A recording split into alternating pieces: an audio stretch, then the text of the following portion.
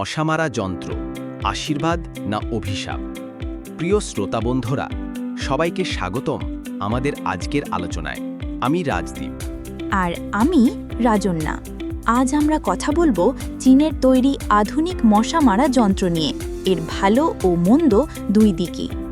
সাম্প্রতিক বছরগুলোতে চীনে এমন এক মেশিন তৈরি হয়েছে যা লেজার বিম দিয়ে মশা মেরে ফেলে। শুনতে অবাক লাগলেও এই যন্ত্র খুবই কার্যকরী।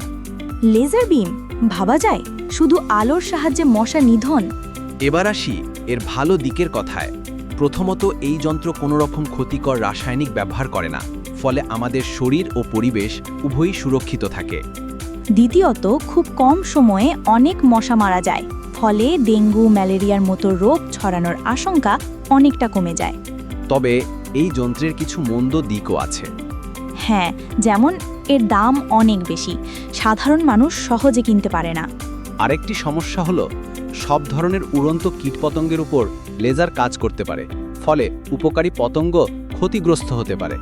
তাহলে বোঝাই যাচ্ছে, প্রযুক্তি যেমন আমাদের উপকার করছে, তেমনি কিছু ঝুঁকিও তৈরি করছে। আপনাদের কি মতামত? এই যন্ত্র কি পরিবেশের জন্য ভালো, নাকি ক্ষতির সম্ভাবনা বেশি? আপনাদের মন্তব্য জানাতে ভুলবেন না। শুনছিলেন আমাদের সাথে রাজদীপ এবং রাজন্যা। সবাই ভালো থাকুন, সুস্থ থাকুন। আবার শোনা হবে নতুন কোনো আলোচনায়। ধন্যবাদ। শুভ দিন।